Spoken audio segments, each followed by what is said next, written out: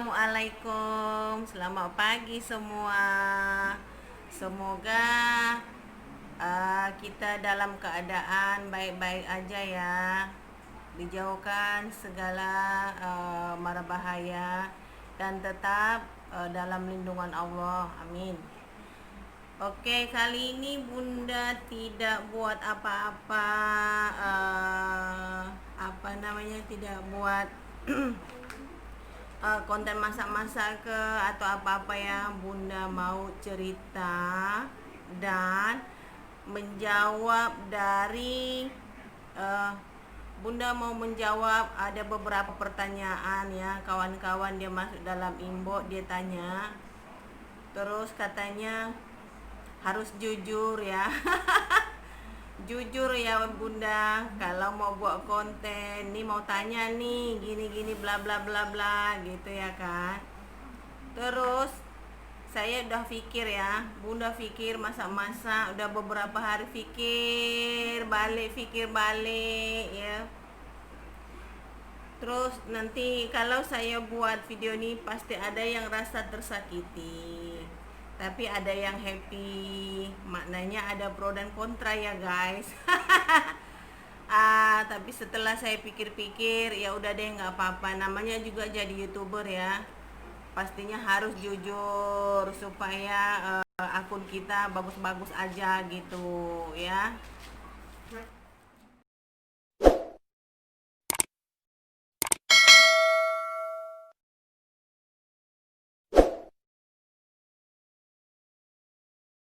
Oke ya guys, ini adalah kisah Bunda daripada kecil, perjalanan hidup Bunda itu gimana ya.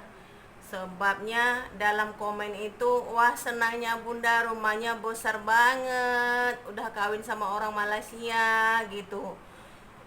So sekarang Bunda jawab, bukan semudah itu. Perjalanan hidup saya sangat pahit ya, sangat panjang, sangat pahit. Kalau ada yang boleh buat cerita telenovela, mungkin cukup kok, terlalu panjang pun ya, berepisode-episode ya. So ini pertanyaan-pertanyaan kawan, saya coba akan jawab satu persatu, saya akan ceritakan ya, tapi jangan bosan-bosan ya. Untuk mengetahui jalan cerita Bunda, jangan di skip, habiskan sampai ke penghujung. Dan jangan lupa like, komen, dan subscribe.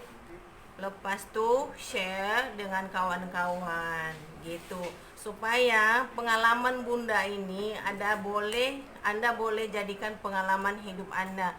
Untuk menjadi senang, bukan senang, tapi senang nak buat susah. Oke ya, kita minum dulu. Sebelum cerita mengeluarkan air mata, siap-siap standby tisu ya untuk cerita saya ini sebab terlalu sedih. Oke, kita minum dulu.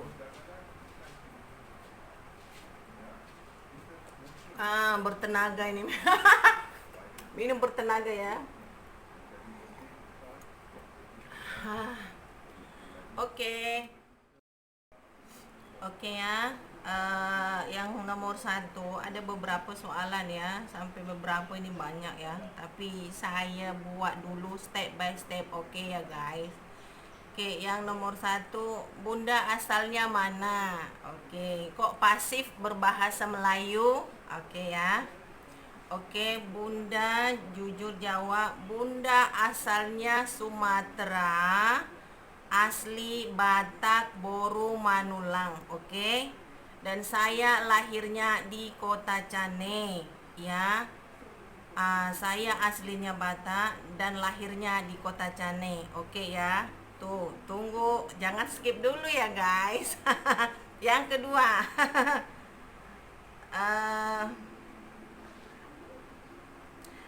perjalanan hidup Bunda gimana sih Bunda, kok bisa sampai sukses? Ini yang panjang ini. Yang panjang nanti, yang ini nanti ya, sebab dia panjang ya. Yang terakhir saya cerita. Yang ketiga, ini Bunda asal orang Batak kan banyaknya orang Kristen.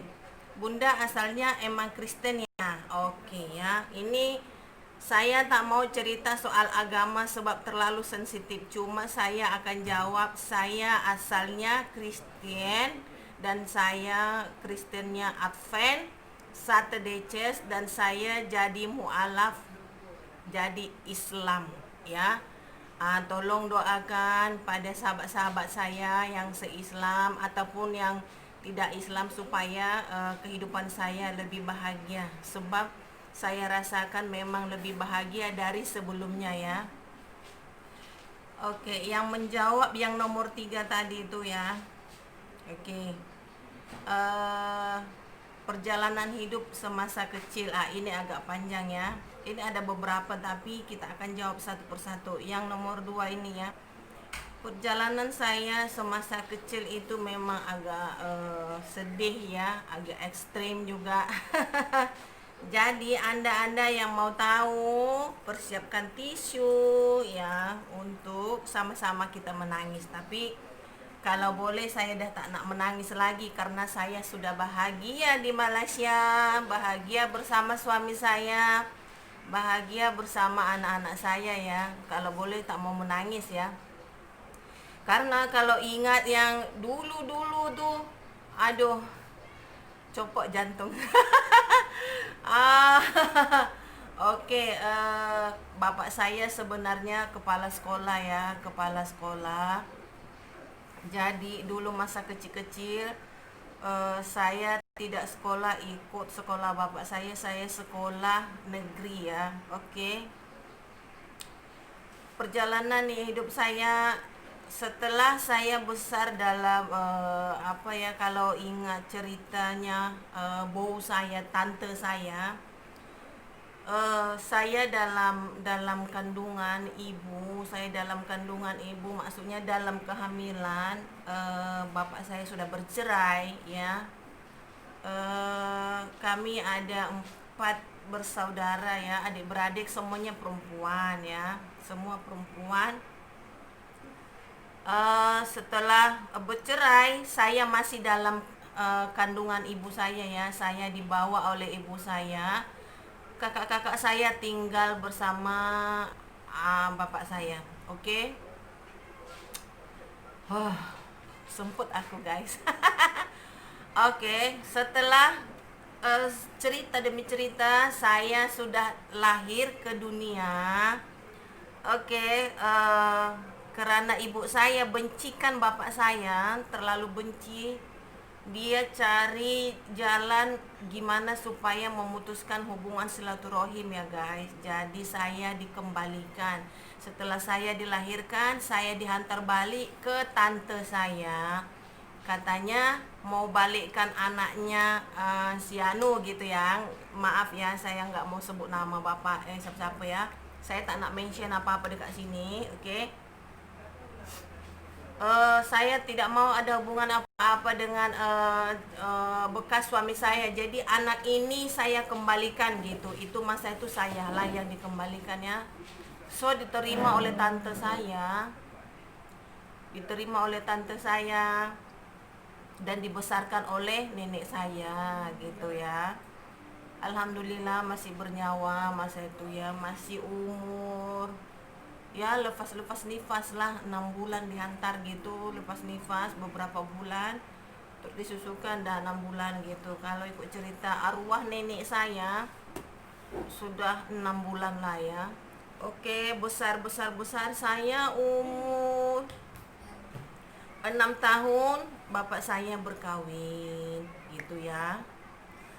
Bapak saya berkawin dan saya diambil daripada nenek saya. Katanya bapak saya mau besarkan saya ya, karena rasa sunyi kan, tak ada anak. Jadi masa itu tak ada anak, saya yang dibesarkan. Singkat cerita ya guys, setelah bapak saya berkawin ya, saya nggak mau cerita panjang. Setelah bapak berkawin, saya punya mama tiri ya. Oke, terus terang saya cerita bahwasanya saya punya mama tiri. Ya, Anda semua tahu ya gimana perwatakan seorang Mama Tiri. Di sini saya nggak mau ya guys, nggak mau cerita yang terlalu detail ya. Oke. Yang penting Anda semua tahu gimana perwatakan seorang Mama Tiri ya. Kayak di film-film ya. Ratapan seorang anak tiri gitu, sedihnya macam mana. Padahal bapak saya itu sebenarnya tidak orang susah ya. Dalam satu kampung itu boleh orang-orang mengenali bapak saya itu kira orang yang bertanah ya. Tapi ketika bapak saya berkawin, sayang sekali mama tiri saya sudah hilap oleh karena harta ya.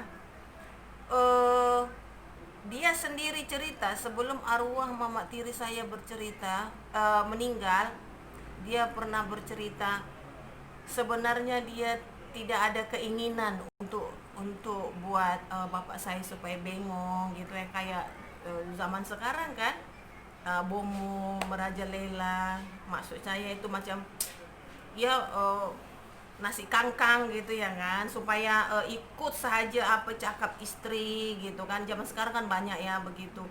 Jadi arwah mak tiri saya itu pernah bercerita tidak ada niat dia mau buat itu ya, tetapi karena dia sudah berkawin dengan bapak saya dan harta itu terlalu banyak, dia rasa wow, dia takut harta itu jatuh kepada saudara-saudara, adik-beradik bapak saya ya. Jadi dia buat dipusing balik supaya bapak saya itu ikut saja cakap dia.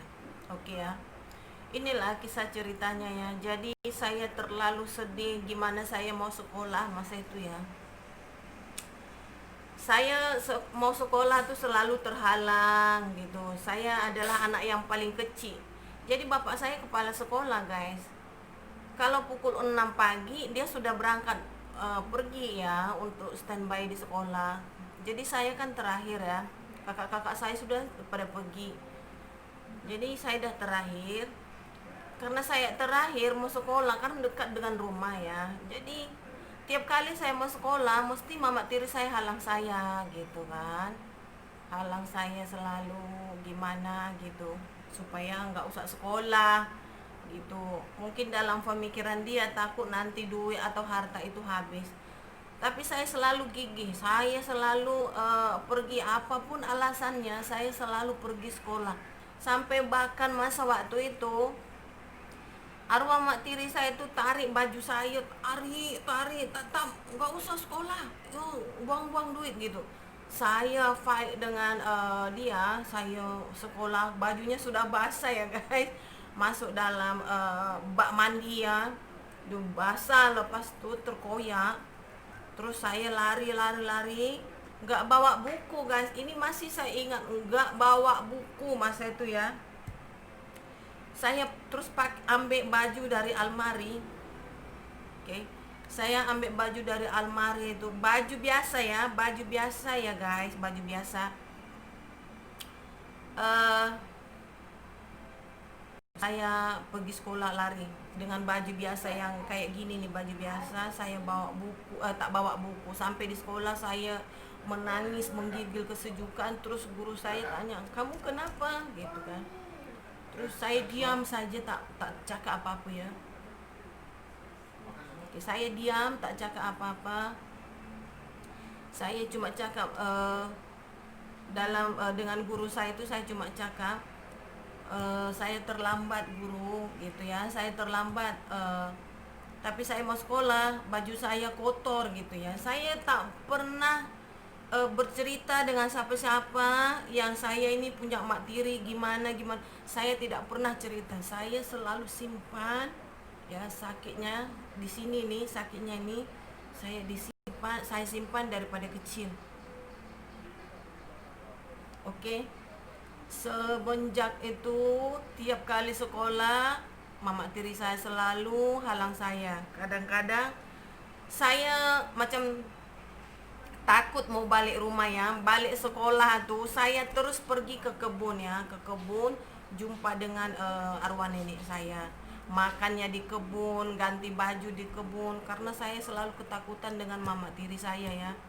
Jadi saya pergi ke kebun. Nanti nenek saya tanya, kenapa ke rumah, kenapa nggak ganti baju gitu ya. Saya tak pernah cakap apa-apa ya. Saya cakap apa, malas nih mau pulang ke rumah, ini kan sudah pukul berapa, apa udah jam berapa gitu kan, jam berapa, aduh. Oke ya.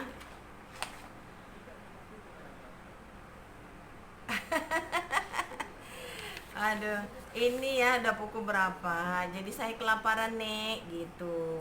Jadi jadi saya makan di kebun ya. Bayang ya, namanya di kampung gitu, walaupun ya tidak miskin tapi tidak kaya gitu, tapi makanan ya boleh lah gitu. Nenek saya suka masaknya di kebun ya guys. Nenek saya juga masaknya, suka masaknya di kebun gitu. Nanti karena kita ada kolam ya, ada kolam ikan gitu, jadi masaknya di kebun gitu, jadi nggak pernah lapar lah, jadi makanan senantiasa ada di kebun gitu kan. Jadi panjang cerita, pendek cerita panjang, pendek ceritanya, oke, saya sudah besar, sampailah saya ke SMP ya. Selepas saya SD, saya SMP lah sekolah di Kota Cane ya. Saya SMP. Ini perbalahan semakin riuh ya, semakin kuat fight ya antara saya dengan mama tiri saya, adik-beradik saya. Masa itu kakak saya sudah pergi ke Jakarta, yang nomor 2 sudah pergi ke Nias, yang nomor 2 sudah pergi ke Brandan ya, Aceh ya, siapa yang mengenali Aceh ya. Dan yang ketiga sudah pergi ke Nias. So tinggal aku seorang ya guys, tinggal aku seorang di situ ya. Bayangin gimana perasaan kita ya. Masa itu saya rasa takut, takut ya, takut menghadapi berseorangan ya. Dulu kalau kakak saya yang nomor 2 ada di kampung, masa itu kalau saya nangis atau dipukul sama mama saya boleh lari gitu ya, mencari kakak saya di mana dia lepak, di mana dia main gitar gitu ya. Sebab kakak nomor 2 saya itu agak-agak tomboy ya guys. Saya mesti cari dia gitu, kak, aku dipukul sama mama gitu kan gitu. Jadi dia datang. Jadi waktu ini adalah waktu sangat sulit bagi saya, karena kakak-kakak saya semua sudah jauh. Jadi apa yang terjadi dengan saya memang sangat tak boleh nak ini tak boleh bernafas ya guys ya. Oh MG. Oke ya. Jadi masa itu memang sangat saya susah ya. Sekolah, kadang-kadang uang sekolah dia nggak kasih ya.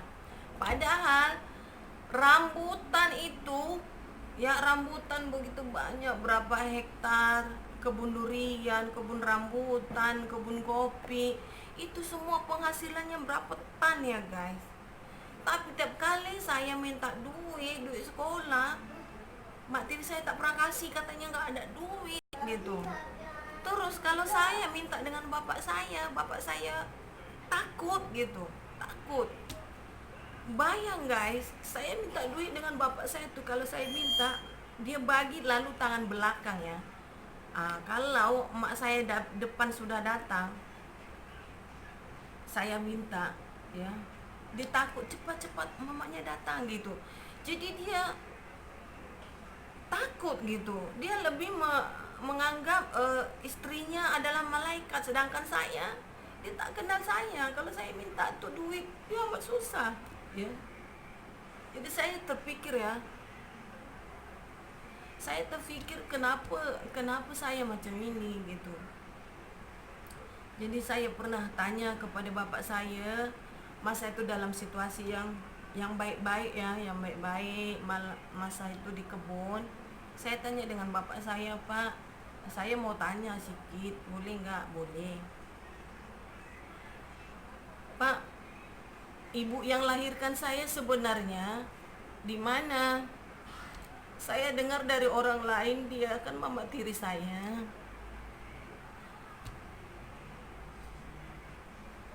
Emak yang lahirkan saya di mana gitu. Bapak saya bilang, udah nggak usah dipikir, nanti kalau kamu udah besar kamu akan tahu sendiri gitu. Tapi saya sudah tak tahan ya, gimana perlakuannya sama saya. Memang udah tak tahan sangat. Saya terus terpikir untuk mencari di mana mama saya. Apa sih yang terjadi dulu gitu, saya mau tahu gitu. Apa yang terjadi, kenapa gitu, saya mau cari tahu gitu. Gimana wajah mak saya, atau apa cacat ke saya ini, saya cacat ya. Kenapa sampai mama yang melahirkan saya itu membuang saya balik?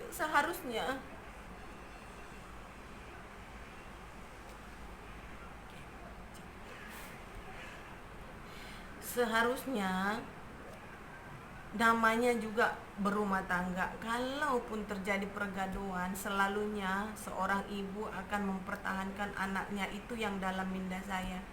Tapi kenapa mama saya hantar saya balik? Ya dia sudah bawa saya dalam kandungan, begitu dilahirkan dia patah balik hantar saya ke nenek saya. Kenapa gitu kan? Saya terpikir. Jadi karena itu saya mau tahu gitu di mana mama saya. Jadi bapak saya selalu menjawab, udah nanti kalau kamu besar juga kamu akan tahu sendiri ceritanya, nggak usah sebut namanya gitu ya, nggak usah sebut namanya gitu, karena terlalu sakit ya. Saya memang sakit, saya tak boleh tahan ya. Kadang makan tak makan, kekejaman seorang ibu tiri, kalau yang merasakan itu memang sangat pahit ya. Jadi saya guys, perjalanan hidup saya memang sangat sedih ya. Bukan orang hanya menilai saya yang sekarang gitu. Ini semua pengalaman ini tak pernah saya lupa. Ini udah tertulis di dalam kepala urat saya. Sejak dari kecil saya dibantai, kadang saya tak dibagi makan ya. Saya dibagi makan sisa-sisa kucing ya, terlalu teruk ya. Saya tak nak cakap cerita yang terlalu memedihkan ya, nanti saya terlalu sedih. Ya guys, sampai satu masa lepas saya ujian SMP ya, saya tanya lagi sekali bapak saya, bapak, siapa yang melahirkan saya, namanya siapa, tempat tinggalnya di mana, saya mau jumpa pak gitu kan. Saya udah nggak kuat.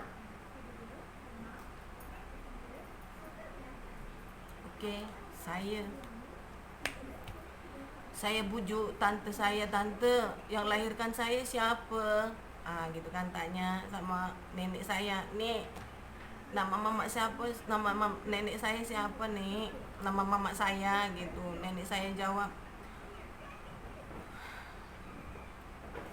kamu berhak mau tahu mama kamu, tapi bukan sekarang, tunggu kamu besar.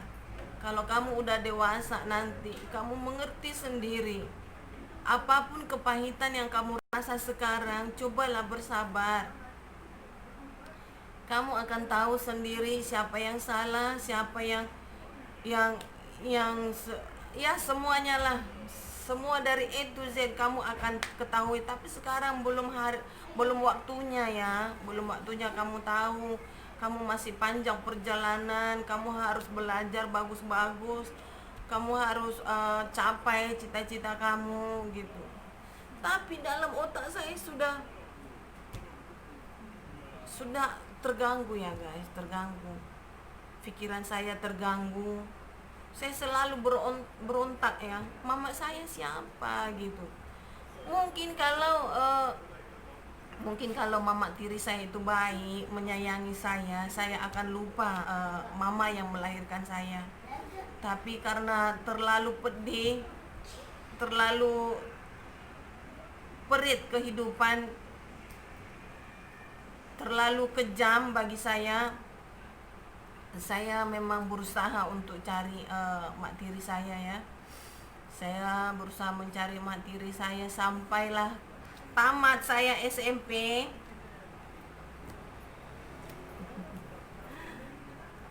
Sampai saya tamat SMP ya guys.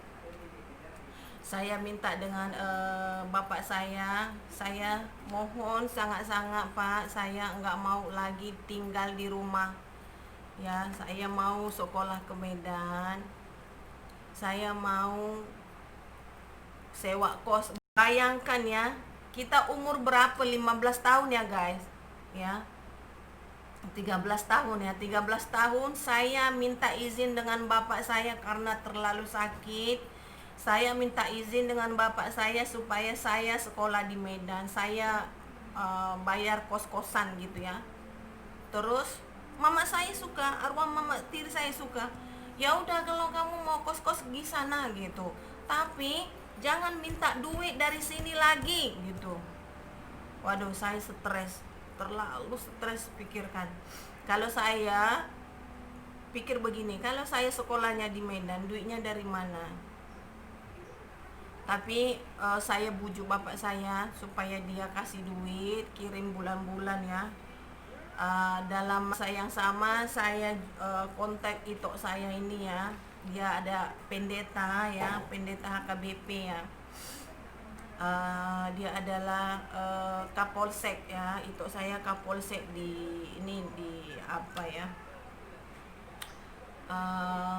saya pun udah lupa ya, sudah berapa puluh tahun. Sebab dia itu angkat saya kan, Eda itu satu marga sama saya gitu.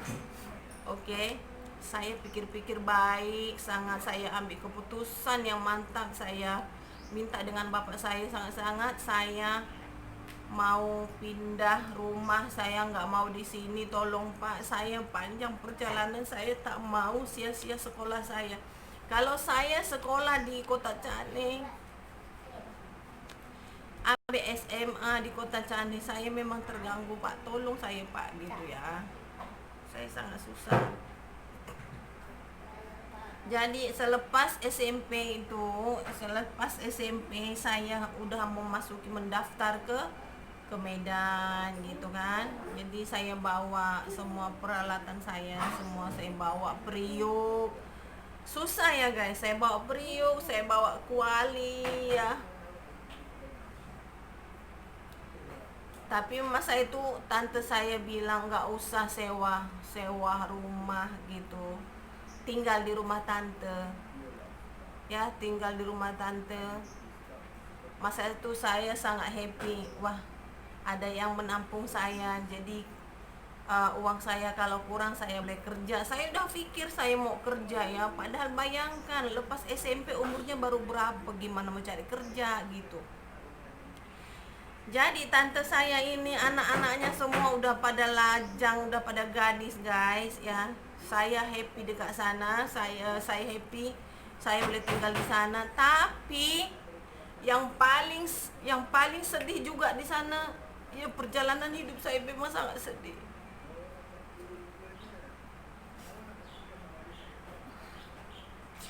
Maafkan saya tante, saya lari ya.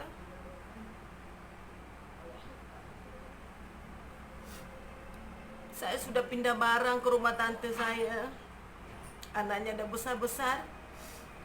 Saya paling kecil di situ ya, SMA, semua udah pada kuliah, anaknya semua. Ya namanya juga orang kaya, lebih kaya dari apa yang bapak saya punya. Jadi saya kayak kenlap gitu ya.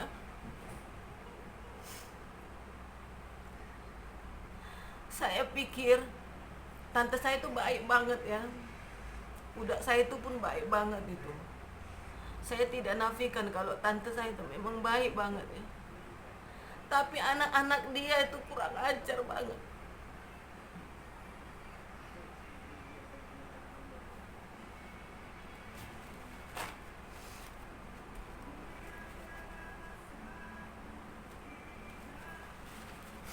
Tak mau nangis. Sempat aku ya.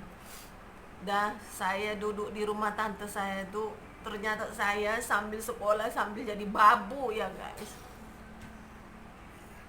Bayang anak dia 6 yang udah besar-besar, yang udah gede-gede, gak pandai cuci kain, gak pandai masak. Dah pembantunya pada lari gitu ya. Rumahnya besar, rumah sewanya banyak sekeliling rumah itu. Ada berapa kalau nggak silap? 6 12 tambah 6 berapa ya guys? 18. Belum tingkatnya lagi. Itulah harta kekayaan tante saya itu. Belum lagi di berandan gitu. Jadi anak-anaknya terlalu manja ya. Tapi walau gimana pun saya terima guys. Sebab pikiran saya mau sekolah. Jadi persis saya jadi babuk, pembantunya udah nggak ada. Saya pukul 4 harus bangun, basuh kain, masak, ngemok gitu ya. Oke, masa itu nggak tahu ya cakap apa ya. Saya pergi sekolah, naik becak, balik sekolah pukul 2. Lepas itu ambil free fight ya kan, free fight bahasa Inggris, komputer. Lepas itu habisnya pukul 4. Pukul 4 balik, terus kerja, terus sampai ke maghrib, sampai ke malam gak berhenti. Terus kapan saya mau belajar kalau gini gitu kan. Kalau saya terlambat masak atau gak ada nasi, ada satu anak tante saya itu yang perempuan itu, dia udah janda ya, dia kawin sama orang Padang. Kalau saya lambat masak, dia mesti jambak rambut saya. Dia akan heret saya ke dalam bilik mandi. Dia heret saya, suruh basuh tandas yang gedenya sekamar tidur gitu ya. Dia akan heret saya, dia akan jambak saya. Ini ya, perempuan sial datang ke rumah sini, gak sedar diri ini gitu. Padahal saya ini saudaranya ya guys. Kita boleh dikata sepupu tuh ya, anak bau saya, kita sepupu. Tapi dia perlakukan saya seperti itu. Saya sabar. Sebab saya pikir saya mau tinggal di mana lagi ya. Saya sabar gitu. Yang penting saya kerja. Tapi yang herannya, kalau tante saya itu udah balik, mama dia ya, kalau tante saya itu udah balik kerja, mereka semua diam, ayam aja. Dia baik banget. Dia kata, "Dede udah makan enggak?" gitu. Saya diam sebab saya tak ada selera mau jawab kan. Tiba-tiba di depan tante, korang semua, kalian semua baik-baik. Kalau tante enggak ada, korang jambak saya, korang baling benda dengan saya ya kan. Memang sangat sedih ya. Tapi walau apapun, saya tetap berjuang demi menghabiskan sekolah saya ya. Mau jadi pembantu kayak dibuat, mau jadi apa kayak gitu, saya udah nggak pikir. Habis badan saya, habis rambut saya dijambak, saya tak nggak pikir. Yang penting jumpa pagi pukul 6 aku harus pergi sekolah sampai pukul 4. Selebihnya dia mau dicincang, mau di apa, saya udah nggak pikir masa itu ya. Jadi sangat susah. Oke, dah terlalu panjang, terlalu short cerita ya. Oke, saya akan sambung lagi cerita ini ya, next video. Oke ya, saya tak mau terlalu panjang sebenarnya nanti orang bosan ya ini cerita. Harap-harap pengalaman hidup saya ini, siapa yang ada mamak tiri ataupun tidak ada mamak tiri, buatlah pengalaman cerita saya ini menjadi pengalaman hidup Anda semua. Bahwasanya kita harus kuat menghadapi segala situasi yang ada di hadapan kita untuk mencapai apa yang menjadi impian kita ya. Oke guys, sampai di sini dulu. Tunggu cerita next video ya. Oke, assalamualaikum warahmatullahi wabarakatuh. Bye.